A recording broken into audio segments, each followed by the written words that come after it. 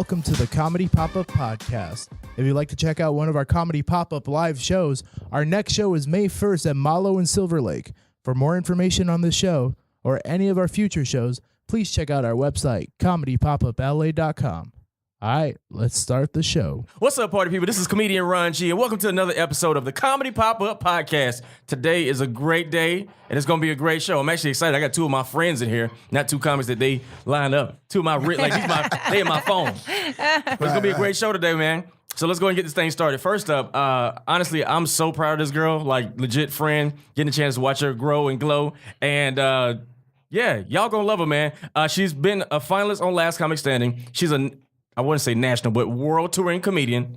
World touring. Yeah. She got stamps on that passport. I do. By telling jokes. Yes. And she made Just for Laughs, New Faces. Ladies and gentlemen, show some love for Zainab Johnson. Hey, Hey. Paul, did you press the button? You be a little slow on them buttons. Hey, Comedy Pop-Up. You got one job, Paul. Be messing that button up. All right, cool. And then also in the studio, man, this dude, we asked to send over his resume, and this nigga said, I said nigga already. Oh, we can't say nigga? I said nigga. I can say nigga. No, you can say whatever you want to say. Cool, nigga. Can you give me a clap for saying nigga? There you go. Thank you. All right. This dude, I'm so proud of him, man. Literally sent over 16-page resume from childhood, parents' name, what's their occupation, school grades, blood type, everything. He was a writer on The Fresh Prince of Bel-Air. He was in the movie Players Club, Don't Be a Menace about drinking and juice in South Central, The Jamie Foxx Show, and he's also going to be on season 2 of Marlon. Ladies and gentlemen, show some love for Alex Thomas. Thank you. What's up, brother? Man, I'm up early with you and Zainab, so I know we gonna have some Both of fun y'all in here. look real sleepy faces. Zainab look like she just took a nap in the car. But I've been up for so long at this point. Is that what it is? Yeah, I've just been doing a million You on cruise things. control right now? When you said so long, it sounds like you've been up 4 days or something like that. It feels like it. Yeah. When you go to sleep at 3 o'clock in the morning and you wake up at like 6:30, it feels. Oh, yeah, absolutely. What? It's like 10 minutes sleep. I'm still not finished. You like, Shit. press charges into your bed. Like, this is what we doing? This Yeah, really? This is what we doing? Right. So 3 hours. Is that working on business stuff? I know you got some really, really great stuff going on. I won't bring it up, but yeah. Yeah, I think when you're like an entrepreneur, because I feel like comedy is like entrepreneurship. Kinda, it is. Of course. It is. So What? I feel like, so it's always work stuff. Yeah. Like even just going to the post office. Yeah. Wait, Zainab, I just heard an accent with you. Are you from New York? Oh, yeah. Yeah. You like Yes. the post office? Office. Yeah. I've known you for a while, but I didn't know what part of New My York you Tim's from. is in the car. Exactly. In the car. Tim's are in the car. In the car, yeah. She got Where him you on. from? I was born in Brooklyn, but I grew up in Harlem. Oh, okay. See, and All now that. you're talking. Now I really hear New York. Right. So, Alice, you can chime in if you want to, but Zainab, I feel like our generation is a little different from your generation. Our generation, we got to be a master of so many things. Like, I feel like her and I were on the tail end of you do late night or like a Last Comic Standing, your life changed. When I did it, nothing happened. I just didn't have to explain as much. But now we live in a time where social media is a thing. You got to write, direct, produce. Sell pit bull puppies. Yeah, promote. You got to be your own have a T-shirt line. brand You gotta- ambassador Right, podcast. right. You know what I'm saying? Herbalife consult. You got to do all this stuff in order to be successful in comedy. Do you feel like you have to do that? Your generation has to do that as well? That's a great question because I was that dude in the last two decades of being a hustler. I always knew, even my generation, early 90s or whatever, you couldn't just be a one-trick pony. You know, I always knew that, like, in order to really get money in this business, you kind of got to do it all. That's why I wrote, I acted, I did stand-up. I've been doing animation for 20 years. It's like, man, you got to, do a lot of other things. And then there's, like you said, the entrepreneurial part. I just always had that hustle. And in my case, to this day, even after 25 movies and every TV show you can think of, I own a multi-million-dollar accessory line. Yeah. And a lot of people don't even know about that. We're the only I know black about Louis Stewart. I know about Louis Stewart. Come on, you know, but not all the people might know that Louis Stewart, we're the only black-owned high-end custom accessory line in the world. I'm the owner of the company, but I don't talk about, comic people that know because you're my friend. Yeah. But comics that find out about it, like, you don't ever talk about it on stage. Yeah. I don't hear you talking about it because I kind of had to take a back seat I was in this little spot in Carson Mall. Little That's hood where it spot. all started. That's where it all started. Did it really? Yeah, that's one of the places it started, like in the hoods. But now it started from nothing to now. Yeah. Every superstar on the planet, whether it's Rihanna, Oprah. We just did Oprah's purse for her birthday. We did President Obama's custom briefcase when he was in the White House. I have over 300 guys in the NFL and the NBA. So, but it had to start somewhere. But I always had to distinguish myself from the stand-up comedian guy versus the business dead owner. serious owner of this company. So you know what I mean? So Right. I think you have the luxury of that now. I think now everybody is trying to be so different because diversity and difference is a commodity now. People will bring you up right now. If you were a new comedian, they would be like, he owns a multi-million-dollar accessory. No, it's and I like that wouldn't has want that, nothing right. to do with Nothing comedy. to do- but and that's why now everybody is trying to figure out how do we best sell this person. I feel like that's what it comes down to. because you know what it is? Comedy is a great platform. So Absolutely. for You touch a lot example, of people. say it again? You're a walking billboard, really. Absolutely. And all my relationships came from this mic. I'll never forget what was 1st. You know what I mean? If it hadn't have been for me, being around Will for all those years, being around Jamie all those years, being around Martin, that was just the I like how you the just say their seed. first name. Oh, Like everybody, Will don't- Smith. I would say Will Smith because Jamie I don't know Foxx. him like that. Right, But you Martin say Lawrence. Will and Jamie like Right. they first cousins. No, that's so funny because they're my friends, and the people that the question I get a lot is, who are your influences in stand up? Who are you around? And I say that because by being writing for Will for years, being on the Jamie Foxx show, being on Martin, like as a young comic, you just kind of sucked up their energy without them saying, "Here's how you do it." It's kind of like I took what I learned and I took it to the stage, and I took their entrepreneurialism because all those three guys that I just mentioned, again, you know them from TV, you know them from movies, but a lot of people don't know they own multi-million-dollar businesses. Yet they were kind of telling us as friends. The crowd didn't know that. Yeah. That's why I don't talk about it on stage that I own it. No, if you know, you know. Yeah. But I had to keep my face behind it because I'm not like Diddy and Jay-Z. And I just give a quick example. When Diddy started Sean John, when Jay-Z started Rockaware, if you were in Manhattan, if you were driving down Buckhead in Atlanta, if you were going down Sunset, you look up and you'd see Diddy in his own billboard wearing those jeans, right? In my case, I'm not a model. I'm not a pretty nigga. I'm not cute. Clearly. I'm just playing. Clearly, nigga. I'm just playing. No, but I know that. I know my lane. He said, I know my lane. I'm side chick. I was like oh wait, I don't think I was that one. Right. So I was. Just I'm wingman. I got wingman body. Exactly. I was just the money and the mouthpiece behind the brand. So people were like, "Why you ain't model?" Because I'm not a model. I knew my lane, and it helped because it stopped the haters. I had been the one wearing it, saying I wear it, but I'm not going, "Hey, I'm the model." No, once you bought it and you found out I was the owner, cool. Because if you knew I was the owner, you probably wouldn't have supported me. Yeah. Because you're a fucking hater. You know what I mean? Absolutely. So I wanted to add this to Zainab. I'm legit a fan of you. Like for real. I haven't had a chance to watch you appreciate grow that. and hang out with you even when we went to, what was it, Curacao? Did we go to Curacao together? Oh, we did. Oh my. We had so much fun. But wait, What's that? sidebar, really quick. I was so drunk.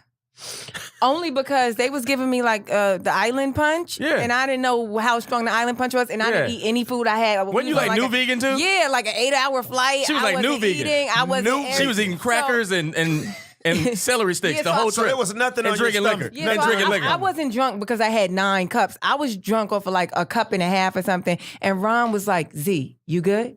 Yeah, like every step of the way, all the way up into. And I was like, I swear, when I peed on myself. Okay. I like the side of you. It's awesome. But when I woke up the next morning, I was like, "Oh my God, thank God for Ron G." I swear to you, I never told you that, but Word. yeah, You're a thank prophet. God Because for she You was are the a prophet. only lady on the trip. And I'm Yeah. like, just, dudes, we reckless on the road. You know what I'm saying? Right, But right. I was always making sure she was good. Like she was Right. the You looked out sophisticated for her. vegan Yeah, lady. yeah. You know what I'm saying? But Yeah. I'm glad that you, I didn't even know that. Thank you. Which leads me to my next question. So one thing I really admire about you is like, you're always a lady to me. Like you're always a lady. You kind of remind me like, this is my example, like a young Angela Bassett of comedy. What I think of you. You know what I'm saying? Because you're always a lady, you're always in your lane, and you got this posture and this air about you that Class act. super classy, but she's always a lady on stage. Because sometimes I see female comedians and they try to do what the dudes do. You know what I'm saying? But she flexes intellectually. You know what I'm saying? She always reminds people that she's a lady, and it's like she's a walking black girl magic poster on stage. And I think it's so dope because I don't see that kind of softness and delicateness on stage. Can I add to that? I haven't known her as long as you, but I guess this is old school. But when you say what you say, it's an old saying that shows you were raised well. Obviously, you were raised by either a good woman or a good dad or a family. Because you don't see it. It's almost like how people am I see me right? sometimes. I don't see it, but for like what I think of you, I think you're so dope, and I'm glad that I try to tell young female comedians use your voice, be a lady, you have a platform and you have feelings and emotions and things that men never go through. Yeah. Why not use that as your platform? Don't try to do what we do. Right, do what you right. do because it's gonna make you special. Did you get that from a good mom and dad? Or Yeah, I feel like I was close. Was I right? I feel like I was raised right. That's what it sounds like. You Yeah, were. I feel like I was You were. raised right. Yeah. But Exactly. two Not that you things. can't turn up, but I get it. Yeah, you peed on yourself, but you're still a lady. She peed on herself with her legs crossed. Just a little bit. She had her legs crossed when she did it. I'm still a lady. I might smell like. I got up and cleaned it all up. I might It was- smell citrusy, but I'm still a lady. Like smell the celery in there. But, yeah. I think two things. I think one, just when you're a comic and you want to be good, just everybody, regardless of your gender, you sort of try and be whatever you think is what people want you to be. You want to be what you think works. So there's a lot of comedians that do that. But I think women, there's something that's so liberating about stand-up comedy.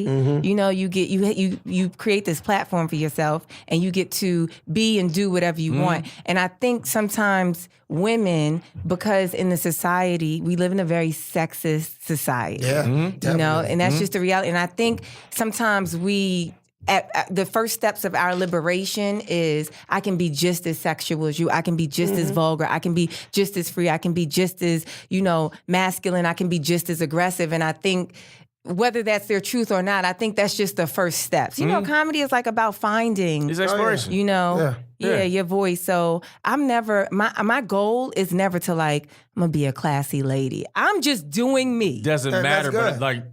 comedy, to me, again, comedy's discovery for me. It used to be, I'm trying to get a standing ovation. Now it's I want to find my highest self and tell people my journey And that'll come. in my own way. That'll come. Yeah. But that's why I said I always admired that about you too. And another thing too, I saw when you first started doing comedy. Yeah. And it's How so long has cool. it been now?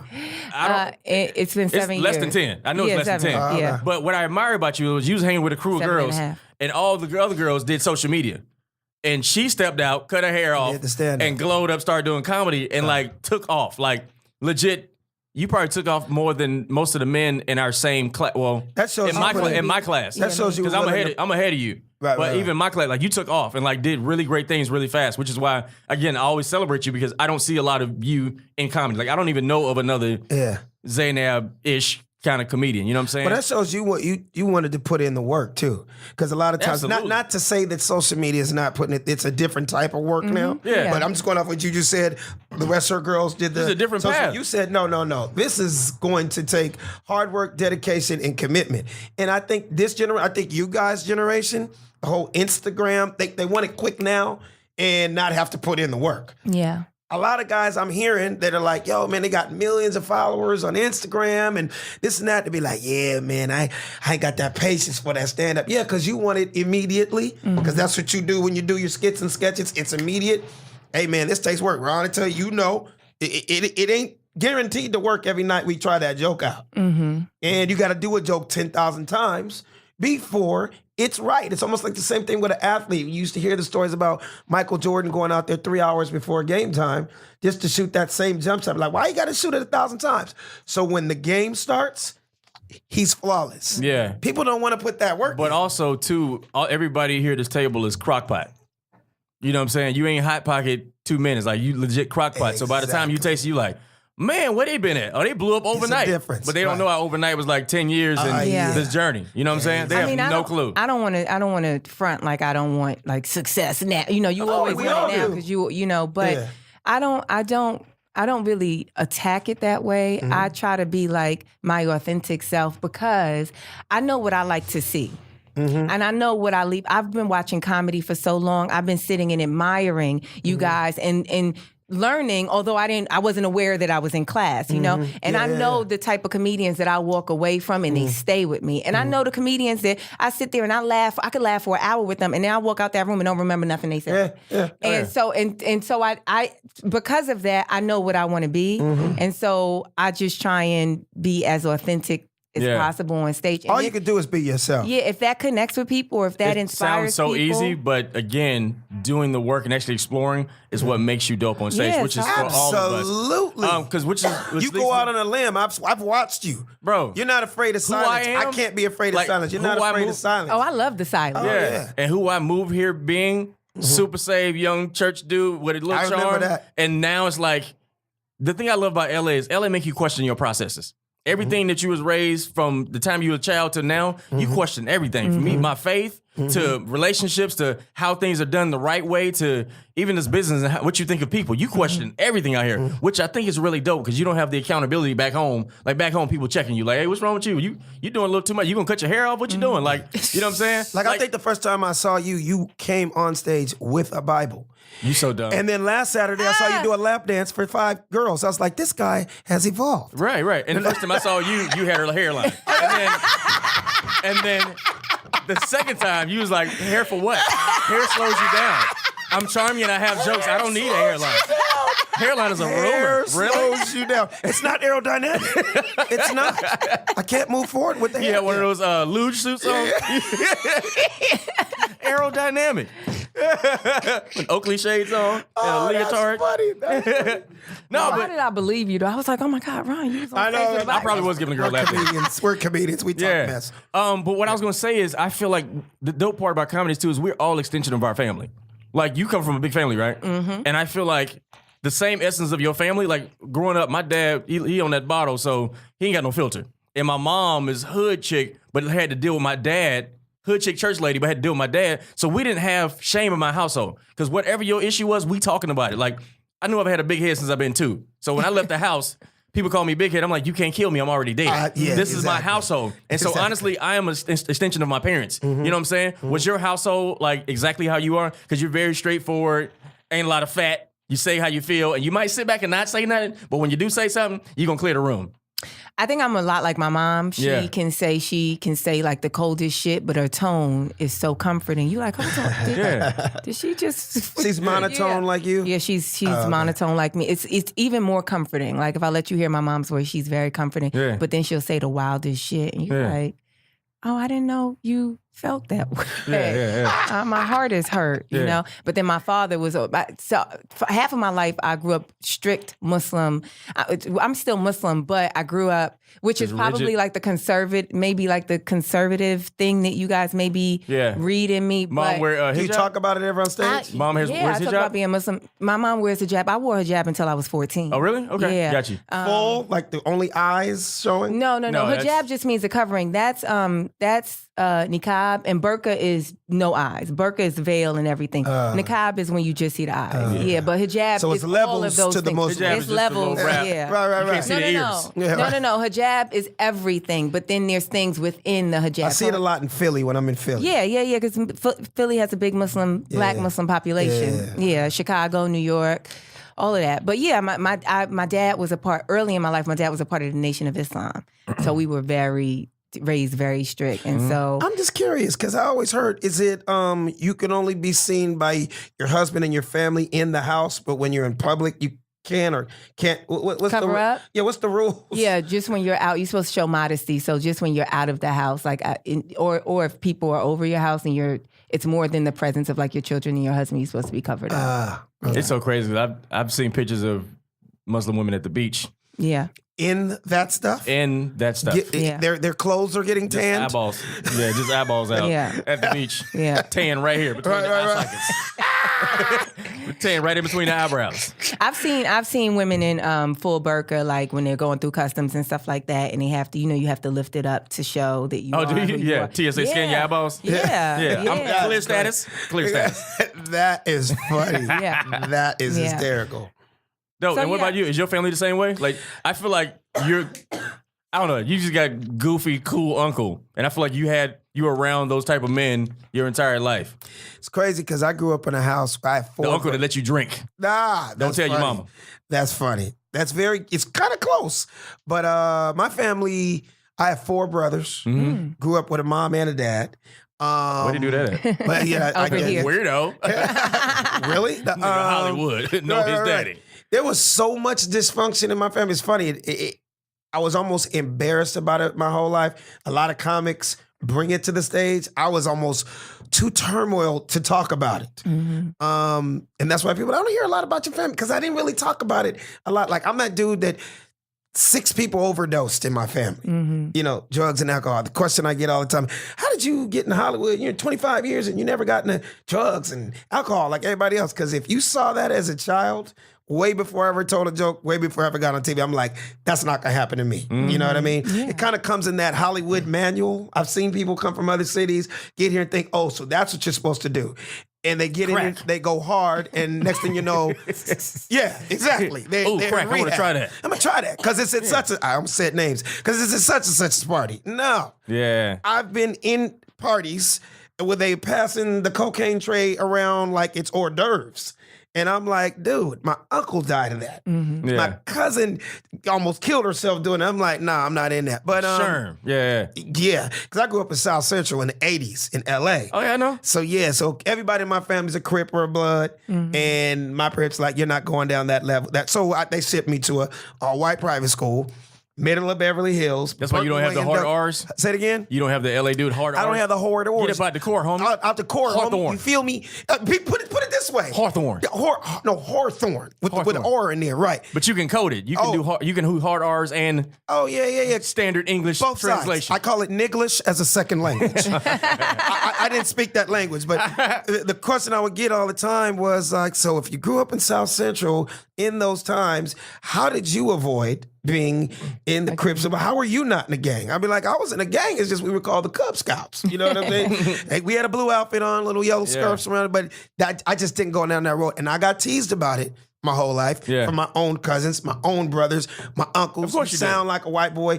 You act like a white boy. Over here And it's like, reading. huh? Over here reading. You over here reading and snowboarding, and niggas don't Trying do to be that. successful, And make you good can grades, swim. homie. Yeah, you good grades. You know your daddy and shit. Yeah. You know what I'm saying? No, but it was. But Yeah. who knew one day I didn't end up writing on one of the biggest shows of all time. Yeah. And it had a lot to do with my life, because one reason why Will Smith and I got along so well, the same way you grew up in Philly was the way I grew up in South Central.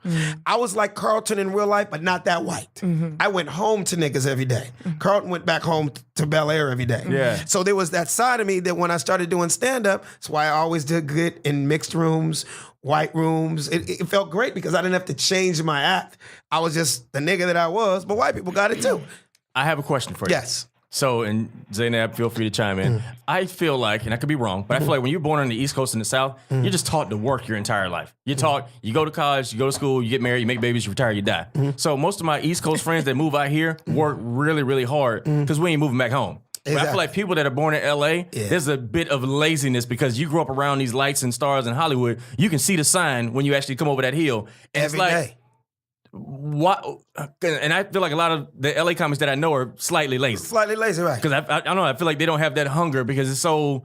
And I can do think, this any day. Ronzi, I think that's why What people made you think- different? I think that's why everybody, even when I was a young comic doing New York shows, and one thing I would always hear in New York, man, LA comics come out here and just eat it, or they die, or they bomb. New York cats thought I was from New York because I didn't fall in that category of an LA comic to come out there. My dad's from New York. My mom's from New Orleans. So I kind of spent a lot of time as a kid. So I don't want to say I had a New York flair about me, but I didn't fall in that category, Ron. I was still a hustler, even though I grew up in LA. It didn't, that part didn't hit me like, oh, I could just be laid back and lay back. No, still to this day, 25 years in, I'm still a hustler. And everybody that knows me, there's a saying I go by, I hustle as if I'm broke. Yeah. I never feel like just because I have all these credits, it should just be given. No, I still feel to this day, every time I get on stage, I got to prove it.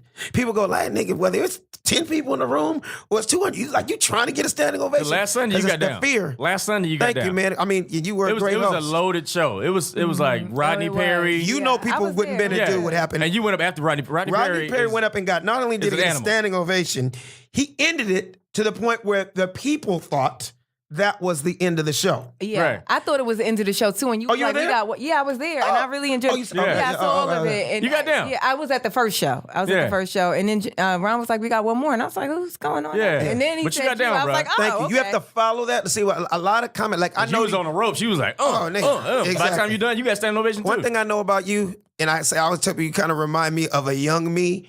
You have different gears. Yeah. A lot of comics don't know it's different gears. Like, I'm being honest right now. I so wanted to work out that night. I had like 3 or 4 new jokes. Oh, yeah, I know that was feeling. looking forward to doing. But after he went up there and took the AK-47 out, and then Rodney came out there and blew the roof off. I'm like, okay, that's out the window. Yeah. I have to go into my road standing ovation headliner guy. I didn't want to, but it's good to have it. Yeah. A lot of people would have just been Some people like, can. either died, Yeah. ate it, or like, you could just end the show with him. What You y'all know? want to talk about? Like, you got that Right, sense. right. So what else is going on? Yeah. You know what I was gonna say though about like moving away? I think there's, I'm not sure if people in LA, comics in LA, are just lazy or if it just takes you getting out of your comfort zone. Like when I first moved here, I didn't move here I didn't know I was gonna be a comedian, but I knew that I needed to be away from New York. As much as New York offers me the same thing, if not more, than what LA can offer on the scene of comedy, I just felt like I'm gonna be comfortable in New York. Like when you're so far away from home, when you don't have family, when you don't have friends, all you can do is try and work. Like that's all you can do is smother yourself in trying to be successful. And so I think that's part of it. Like you're from South Carolina. Carolina, Yeah, but I came so- up in Atlanta. Yeah. But one thing about Yeah. New York comics, though, one thing I've always said about New York, people can be mad at me all they want when I say this, but it's just the truth.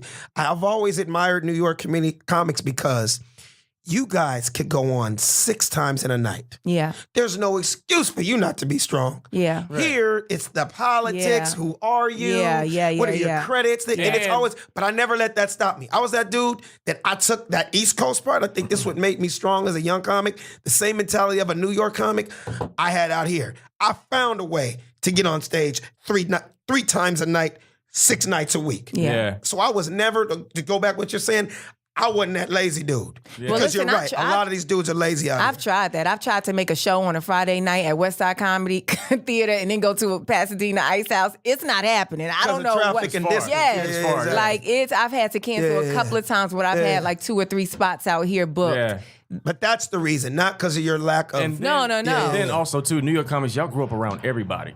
Yeah. Like in the South, it's just Exactly. black.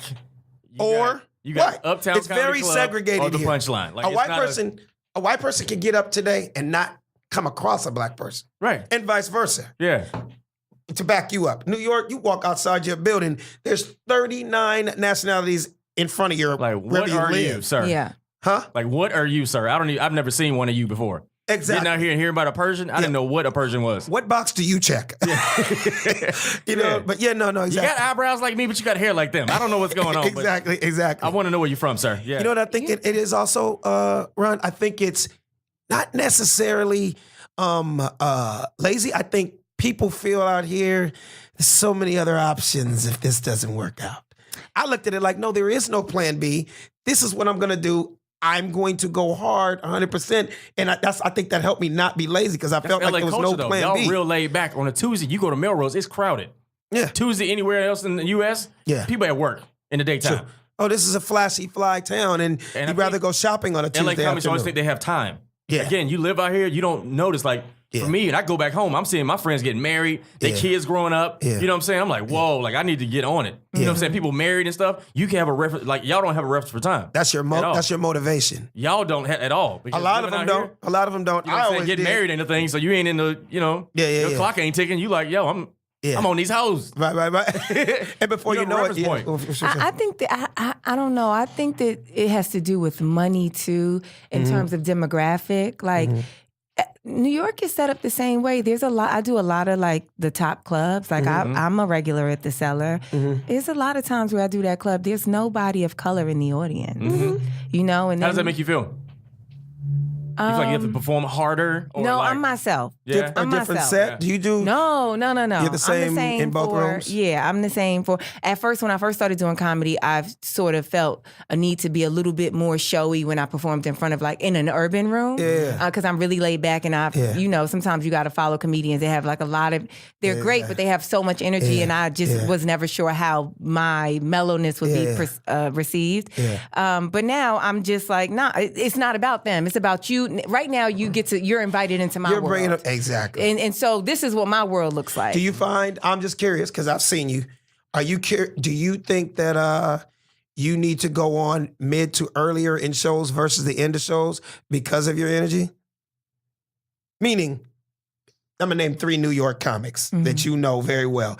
If you went up and it was Rob Stapleton, Talent, and Capone, you need to go on before them, or do you feel like no? I can go on after all that. How you know she don't get it? No, I've seen her get it. I'm just asking her on a lineup like that, do you feel like you need to go before, or do you feel like you like to go after? You know what I'm saying? Nothing to do with her standing because she's funny as hell. But like she said, it's the energy of being monotone after. It's almost like Maxwell trying to follow she's not R. Kelly. She's not monotone. Was that the wrong word? Yeah. What's the word? She's not monotone. Is, hey, You're not- Alex, how you doing? Yeah. Oh, so we're maybe I having a good gave it the time. But wrong I'm mellow. description. She's mellow. It's It's the not word. Okay, but you know what I monotone. meant. Yeah, but I get what You're I'm not- pretty laid back. And then I told the niggas that and he ate my booty hole. You're Yeah. not like that. I'm not like that, but Yeah. Would you rather drink green tea? Or would you want Red Bull, huh? Green tea is good for you. But you gotta sip it slow because it's gonna burn your mouth. Right. I'm just playing. That's funny. Green tea. Green tea comedy show, ladies and gentlemen. That's That's your funny. podcast name. I would probably prefer on a show like that. I would probably prefer to go up first, only because I feel like Rob Stapleton probably going to do 35 minutes when he's 'Cause I supposed knew to you do knew them 15 both, so minutes. that's why I threw the I know names both. out On a 10-minute set? Yeah, on a 10-minute set. But I love Rob. He's a Everybody host love Rob. liner. Yeah, you know, He's a host liner. I absolutely love Rob, but I don't care at this point because I look at it. I look at it as a means to get stronger. Yeah, So like, yeah. if I have to go up after them, the task for me is don't change Be to yourself. accommodate what just happened. So the work for you tonight is to do the shit that you do after they just did that. I like So when you said that I'm your a- hair was shaking when you were saying You it. know, like "Ah." like I'm gonna allow the crowd to reset. Because black people want to set the tone versus a white crowd. They're just sitting there and going, let's see what she has to say. Where a black crowd, I feel like they're going, let's see if she can follow that versus just going, no, listen to me also. I don't know. Don't No, give white people that much credit. Like black No? people. I agree. No. I do feel like they give you a chance to set up because what I learned is like even being in our class, like most of the time they send us to the Black Night, Knuckle Up Mondays, Knuckle up Mondays, yeah, French fries, holla back Wednesdays. fried wing Fridays, you know what I'm saying? Quesadilla Tuesdays. Right. But what I learned is on those nights, again, it's how the crowd is conditioned and the host sets that up. Yeah. Oh, yeah, it sets the Yes. tone. Sets the tone for what Yeah. you're gonna expect. You know what I'm Yeah. saying? Yeah. But then on like a mainstream show in the middle of the week, they have time. They can sit there, like you said, sit in the pocket and say, "So today I was driving." You like they take time to listen to Straight your thoughts. conversation. But it's Not only- funny at all. at all. But for 20 they still- minutes. the crowd gives them a chance to progress their But thoughts. that's what I meant. Where a white crowd does that, where black people go, you guys know what I mean, right? Like, Sonny's a little different though. no, it's different because you're the amazing quarterback. Thank you, bro. I'm talking about. I I'm going back to like Rob tape. Okay, salsa con fuego or some. You done it? I'm not. I know what it is. Why? though. Why not? You haven't done it? I don't think I'm ever really into. I've not done it because I don't want to do it, or not because Rob doesn't want me to First do of all, it. it's a but I long do ride. have Have you done done it? It's a long It ride. is a very long Have you done ride, it? Yeah. I went there and got there too late, and they put. So a here's TK. the reason Dude, why. Here's the reason why. Yeah. Because when I go to New York, I book a lot of spots, and here's my thing with the urban room. Okay. In it's my only issue with Not the gonna old start on urban time. room.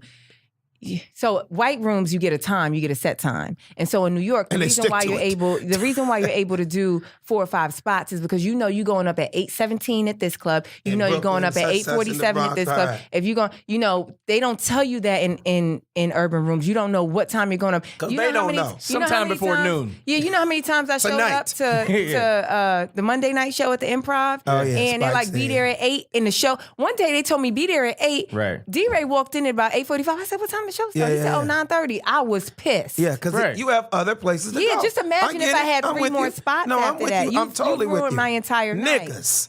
But now speaking, That's the answer. Yeah, that's the answer, nigga. Because I'm with you. I'm on that. But so that's why when you say black people, I think we need to just distinguish between this. Because I do feel like black people will let you sit in the pocket. There's a certain type of, urban audience. Just like you said, chocolate sundaes is different. It's just it's a certain type of urban room that is relaxed and they are patient enough to let some of them. Yeah, but then there's other rooms, and I feel like that is purely based on the host. Yeah. Like time. that's not a black people thing. That's not a nigga thing. That's a host thing. It's how to, just like on Mondays, the show could be going crazy. And then D-Ray, before he brings me up, he'll be like, all right, y'all. He completely resets the room. Yeah, because he knows. You ain't about, what we just did ain't what we about to do. Exactly. Which is cool. I He's appreciate setting it up. it. I appreciate it. He's like, you can put the guns down, put your knives in your purses. One day he said she actually sits and writes her material. I was on the sidelines like, wait, what's happening? He was like, and we want her to come back. Yeah. So Right. change your disposition. Yeah. But then I got up and I was just, Fix your posture. it's like. Relax your eyebrows. We're about to have a good time, okay? Exactly. Everybody, try some green tea. Shut up, just try it. I know you don't like tea without sugar. But try it. I'd rather urban room than a drunk ass white room because white people. Let me just tell you, the worst audience member for me is a drunk, privileged white woman. Yeah. It's the worst. Because all she wants is attention. Yeah. Don't matter how she got to get whore. it. Yeah, she wants it. It's the worst. For me, I'd rather a girl with extensions in her hair like, you not funny. Because now she's just on her phone. She ain't paying me no mind. You know what I'm saying? Yeah. But a drunk, privileged white woman? Yeah. I need you to add this to your set, too. Yeah. It's funny that shit. statement, because it's so true. Yeah. It's like my gentrification joke almost. Which is a hysterical joke. On the road. I can't wait to do it on TV. On the road, a lot of my crowds are white. Like some they don't let me in the urban that's your rooms following. a lot, That's your following. They appreciate a very clever, smart black woman. Yeah. You ain't up there talking about, and then I hate when a nigga be, don't you hate when he, okay, but so we hear that so much. But I do hate when a nigga be. He says you got more to say than that. That's what I appreciate about you. But that's why initially my statement was I'm proud of her because she flexes her it's clever. I love it. Yeah. I was going to say this too because everybody at this table has a passport. I know recently you went where? Australia. The land down under. What did you learn about yourself by performing in another country? Because I always come back with a nugget about myself like, man, I didn't realize that. It makes you feel great though. Yeah.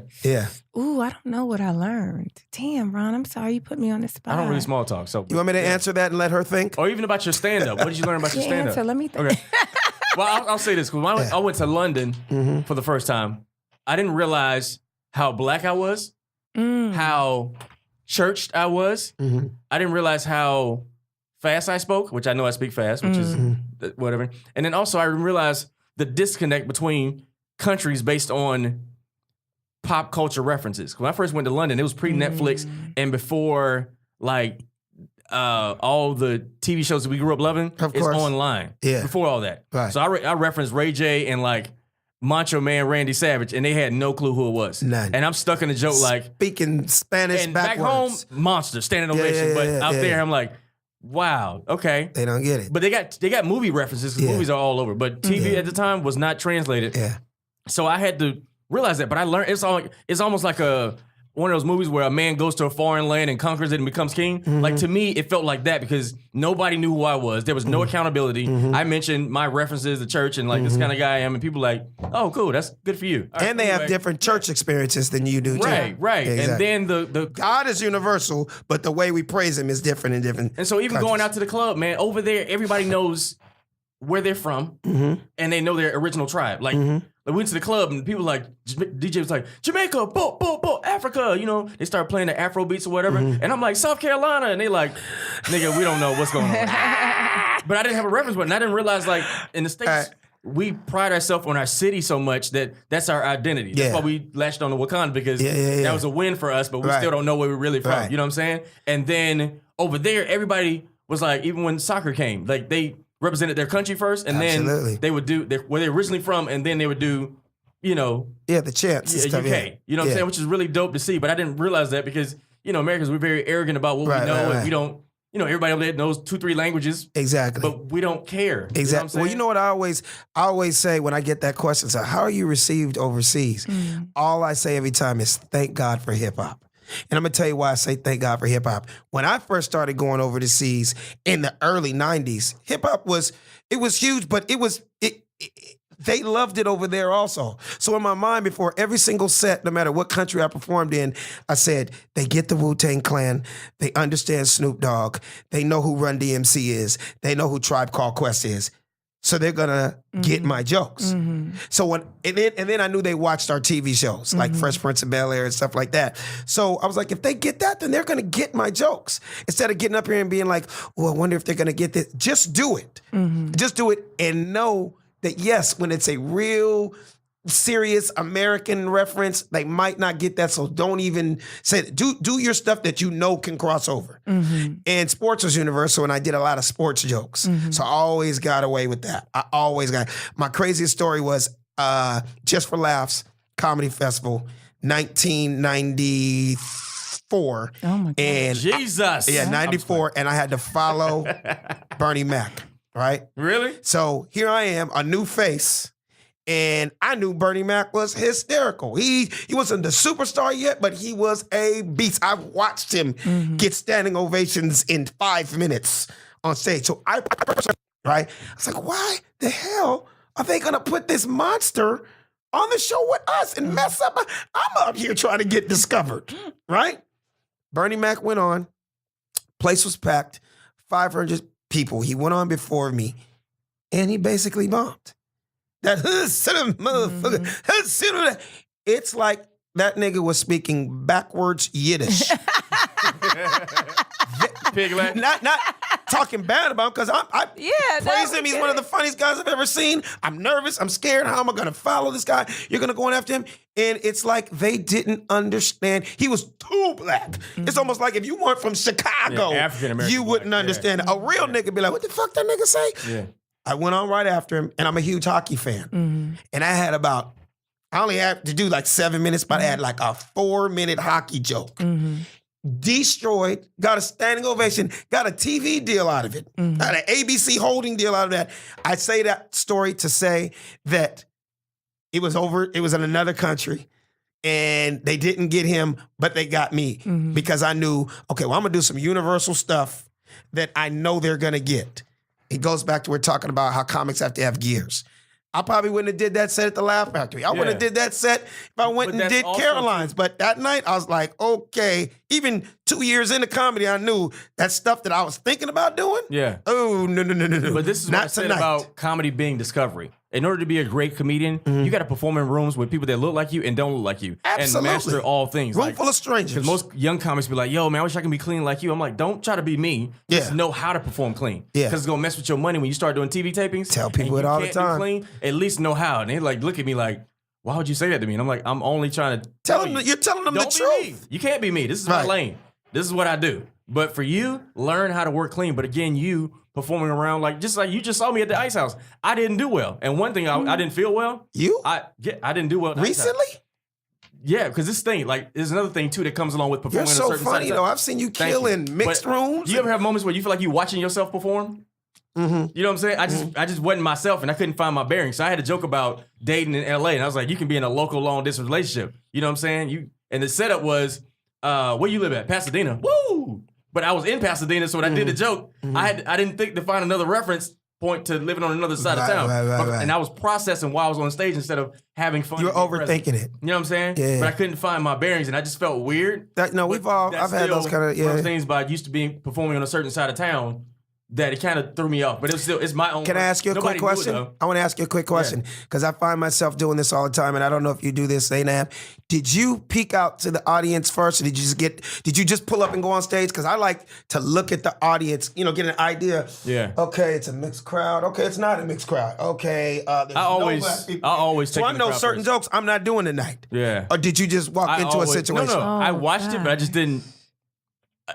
For me now, when I go on stage, I don't have a joke set in my head. I try to go on and live in it and try to find it. But for some reason, I was just off. Well, I see it. I'm total opposite. I'll see a room and I'll know 6 jokes I'm not doing tonight. Yeah. This room, I know what I'm gonna do. Because I have different versions of my jokes. I have clean versions, I have dirty versions, and then I have like extreme nigga versions. And I have rooms when I do an all white, a White House. I mean a White House, damn near White House, Ice House. If I go on an improv on a Saturday night and it's all white people, I know that I'm just gonna be the nigga I am. But I'm either gonna tone it down or I'm gonna do the ABC, NBC primetime version of that joke. Do you guys have versions of your jokes? No, I have versions. I don't, but like I said, I guess my approach is very different. It's all about me. And so whatever I for the moment that I'm on stage, I set the tone. The room is mine. And so I'm not going to change it for anybody. Will I not do a joke? I don't have a joke that's so dirty or so whatever. You don't have to worry so about if you that. tell me that I can't, if you book me at a church show, I remember I did a church show and I was the headliner. I had to do, I don't know why you booked me to do the headline of church show? It's 15 minutes in. You the closest to Jesus. Should have went in with hijab on. I said I was. They were Praise the feeling Lord, me. saints. First 15 minutes, they was feeling me. The moment I said I was Muslim, the whole even in a Christian church. Oh yeah. Oh. Yeah. That's To the so point where, and I just kept saying, let the church say amen. Every time a joke bombed, I said, let the church say amen. That's funny. To the point where they started laughing because it's like, okay, y'all get what. And then the pastor came up after my set and was like, which one of y'all would be bold enough to stand up in front of a room full of people that are different from you and stand in your faith and in your, and it became a sermon. I can't believe you guys don't have versions though. You don't have versions of your jokes? I try to be my authentic self like her, but if I'm performing in an all white crowd, I'll step outside of the joke and be like, white folks, give me a second. I'm talking to my people. You get what I'm saying? If there is a few black people. If there's a reference point that's extra black and they don't get, oh yeah, I would step outside myself like, white folks, give me a second. Let me talk to my people. Okay, now I'm back. Anyway, what I was saying was, you know what I'm saying? I would break the wall to take the awkwardness out because if I never say it, like this sometimes I perform on Sunset and I'll be in an all white room and I'm sitting watching all these white comedians talk bad about black people. Exactly. And then when I show up there, they get quiet because there's a bit of shame behind it and I call them on it. Yeah. And I was like, oh, y'all was laughing when old boy was calling black people whatever. You know what I'm saying? Right. But I take the sting out the room and then I keep going. Well, you know what it is? What I found over 25 years of doing this, white people are super politically correct, right? And I noticed when it's a majority of black people and there's sprinkles of whites, they feel much more comfortable to laugh. But if it's majority of them and you do that version, oh, should we laugh at that? Oh, can I? You're overthinking it. So, for example, I have a huge Oscar joke. Have you ever seen me do my Oscar joke? Yeah. Okay, so the Oscar joke gets standing ovations everywhere I go. But what happens is I can't really do that joke in a white room.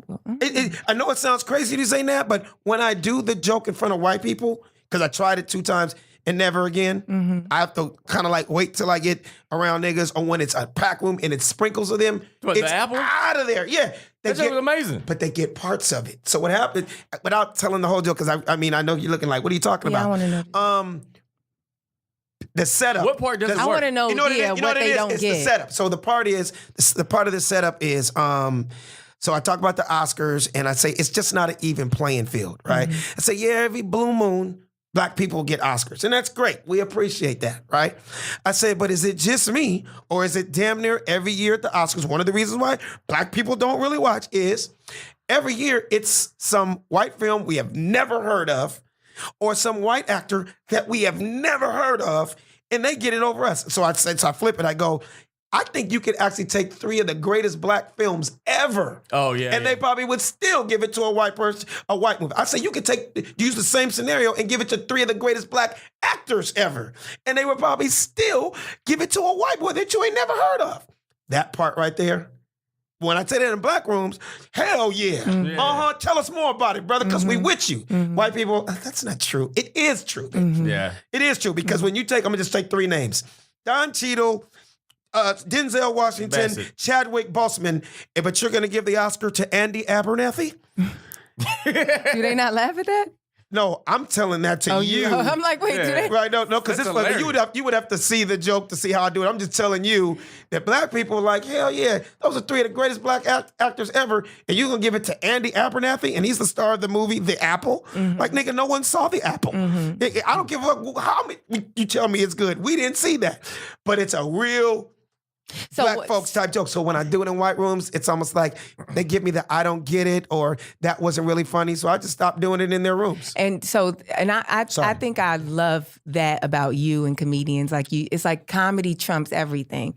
I would feel like they ain't laughing because they feel they either thinking about it, they feel guilty, and so this ain't time to be funny. This is message time. Message, like that's what I hear it is you. for me. I hear you. And sometimes that comes out. So for me, sometimes it's like, oh, it's an all white room, so I'm gonna do the most militant things that I have. Because, And I respect you for that because I'm total opposite. Yeah, I'm like, Fuck like, what y'all think. Yeah, it's not. Yeah, it ain't funny to me too. I'm watching the Oscar. Yeah. How you think we feel? You know what I'm saying? Like that's how you. I was in Chicago doing Zanies, and I said something about like black movies, and I said something about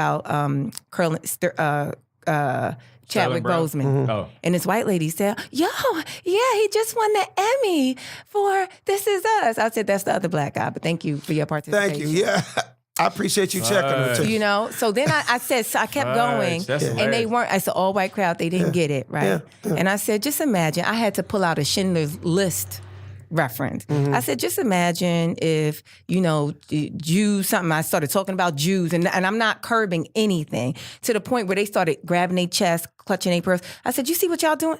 That's how I feel every time Tyler Perry puts on a dress. And they bust out laughing. It's like, what I got to do? I'll do the work to get you to understand. Yeah. Now I'm going to bring it back so you understand why I got a problem or why I'm speaking about what I'm speaking about. But there's a lot of times where it's no, like I see the big roars and laughter and all of that you. But you're trying to be heard, which is so dope. Huh? Which is more important than like laughs are cool, but you being heard is a different thing. I just you think have it's more than different. It's You know, I different. think It's 2 different styles. I think a person that comes to see me has to then go see you, and then has to go see you because it's like you can't get your inner. I don't just watch one show. I'm gonna name 2 names for you. That we all know in this room right now, and I'm guessing we all love hip hop, but just 2 completely different vibes.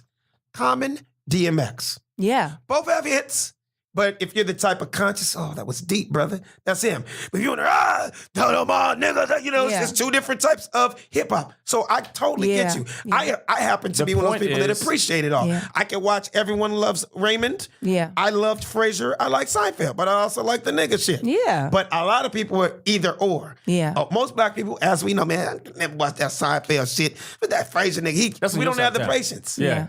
And then I appreciate it. I think the point is too, black is so many different things. That's the point of this whole conversation. Like black is so many different things. And that's why I get mad when people like black people do this. Like we're so many different things. You got Urkel and you got DMX. But we do certain. You can't profile us like that. Right, which is really dope. Which is again, like I always tell women like you that you're so necessary for comedy. Oh, Like, absolutely. that's why I get mad when I'm like really dope, funny. I'm like, why you be talking about that? Like, yo, you're so dope. You have these feelings. Won't you talk about that? Because the world needs to see it. That's why I'm grateful for like Ava DuVernay doing her Absolutely. thing and like Oprah and like all these great, female directors and women doing these things, painting another picture of what black is and what black women. I'm like, that's so amazing. Like, I know your show's coming soon.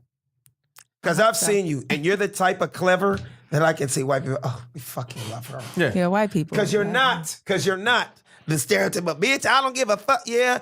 Like, good example. but they love that I love too. Tiffany Haddish, my girl. Love her. Love Tiffany. Two different styles. Like I said, Common and DMX. And again, that's both all dope rappers. what Black is. Black is a lot of stuff. Black, we a lot of things. Exactly. And that being said, man, you listen to the Comedy Pop-Up. We got to get out. Again, if you're tuning in, listen to the Comedy Pop-Up podcast. In the studio, we got my man Alex Thomas and the lovely, amazing Zainab Johnson. We're going to get out of here, and I'm going to ask y'all a few final questions, and we're going to wrap up the show, okay? Is that cool? That's all right. So that being said, this is the part of the show. It's one of my favorite parts of the show, as me and Paul say, where I ask you a few questions. They're not small. They're very involved questions, and you let me know what you think. No right or wrong answer in any order. Alex, get off your phone. Let me be great. All right, cool. That being said, first question is, if you can do coffee with one person, dead or alive, who would it be? Malcolm X. Malcolm X. And why? You know, I watch a lot of Malcolm X video. Like either Malcolm X or James. Sorry, That was funny.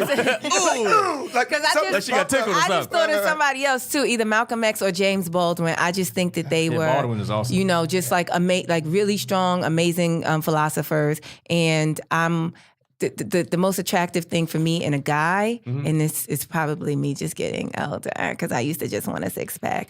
I'd love to learn things. I love a guy that can, teach me something, but not somebody who's trying to force on him, but just somebody that just to be in his presence and is that I'm constantly learning and being challenged and being made better. Absolutely. What about you? Sammy Davis Jr. Ooh. Why Sammy?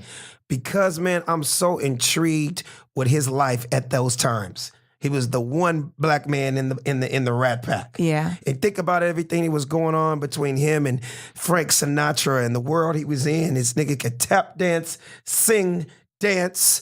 You know, I'm pretty sure if he was around, he'd have a hit platinum rap album also. You know what I mean? And just dealing with Vegas and being a black Jew, like I'm that dude that I'm so inquisitive. Yeah. I'd have so many questions and just to soak it up and kind of learn from that. So Sammy Davis Jr., he was always one of my favorite entertainers because he wasn't a one-trick pony. Like this guy did it all in those times. Yeah. That's dope. All right, cool. Next question. What smell or sound reminds you of home? Fresh pineapple reminds me of my mom's house specifically. Yeah. And any sort What of pineapple? Huh? Why pineapple? My mom is amazing my mom doesn't cut fruit or eat fruit unless it's absolutely ripe, but she knows when it's like ripe, like perfect, like the perfection of ripe that it's supposed. I don't know. It's just, like I'm allergic to pineapple and I still eat it when my mom cuts it because she cooks it in a way it doesn't affect you.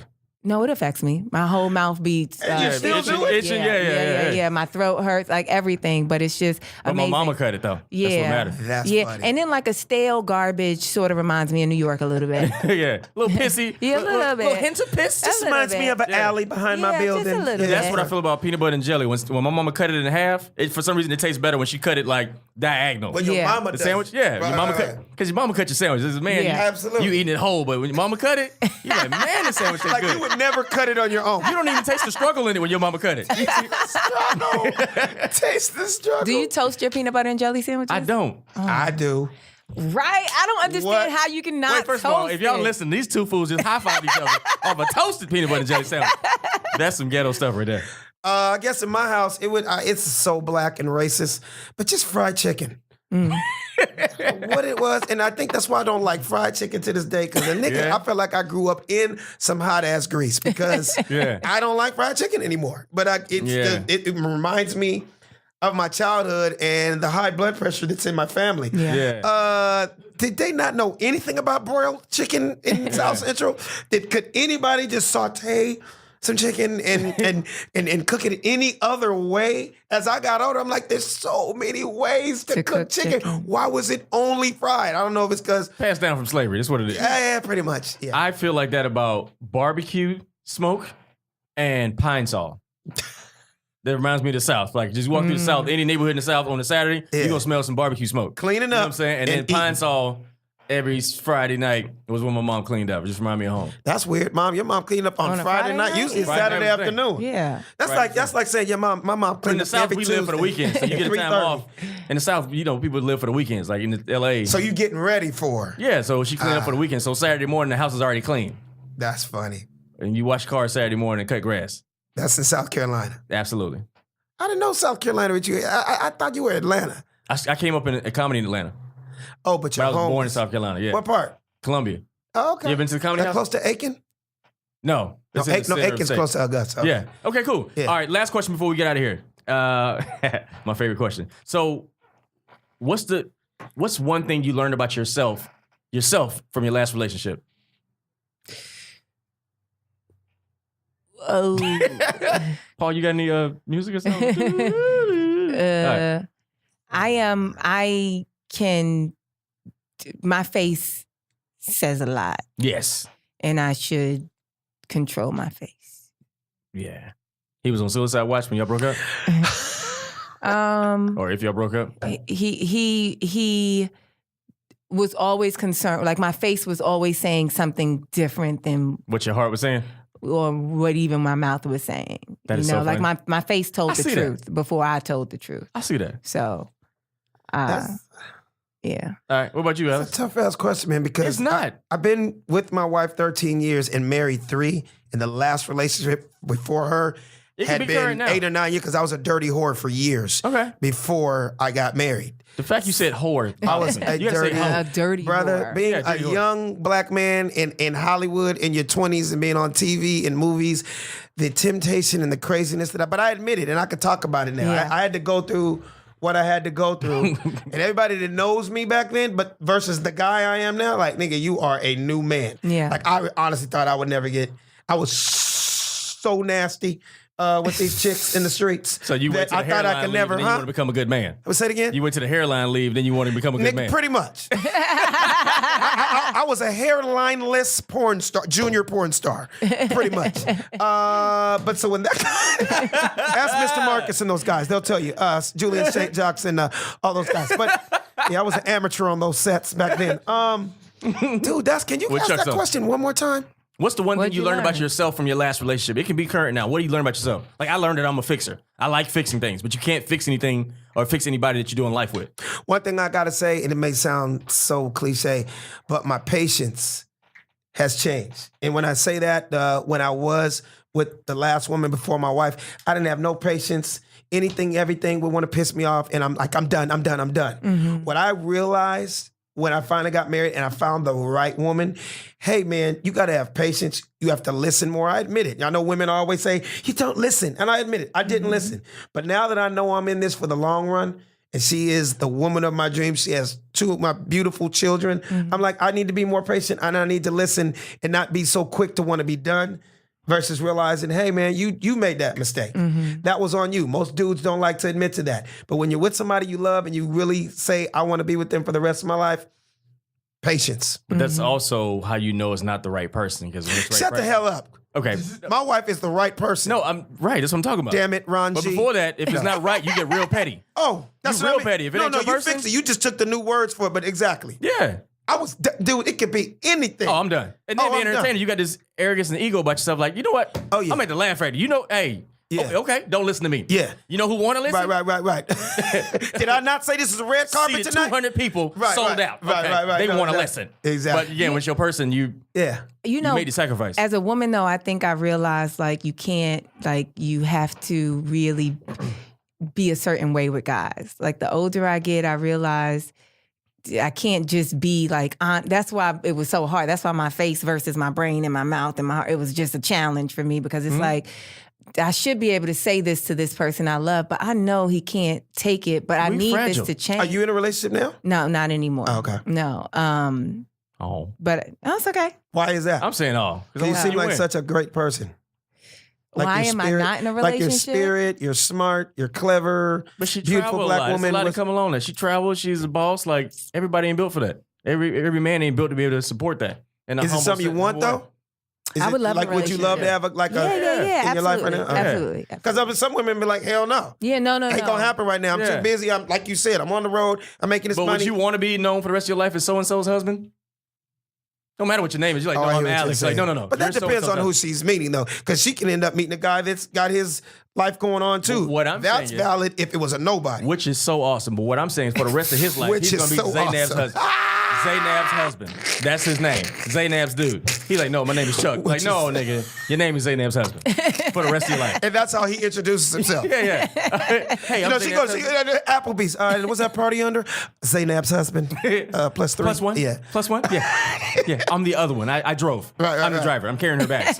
So listen, man, with that being said, before we leave, man, if you don't mind, please tell us what you got going on and how can we contact you? I would actually love for you guys to check out my podcast. It's called Honest Tea with Z. Yes, it's on iTunes, SoundCloud. Check it out. Spell it again? Honest Tea with Z. So Honest Tea, Hones. Wait. I thought you were. Now, what school I did you thought go you to? were intelligent.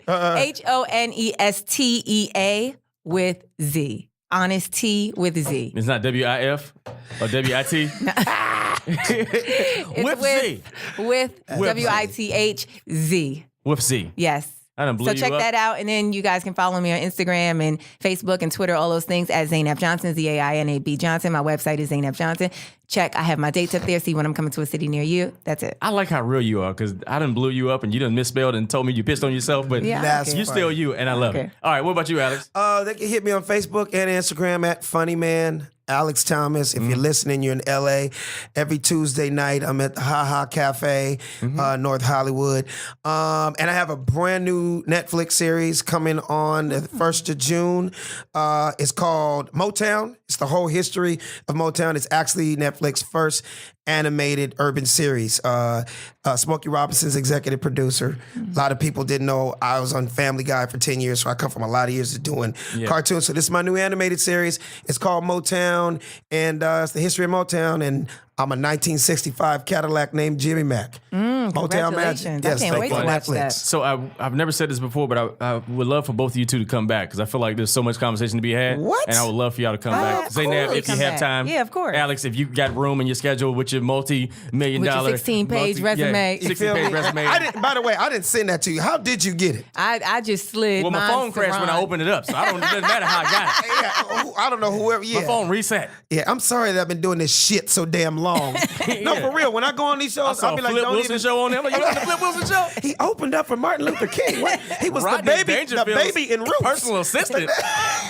he used to work with Rodney. I know, right?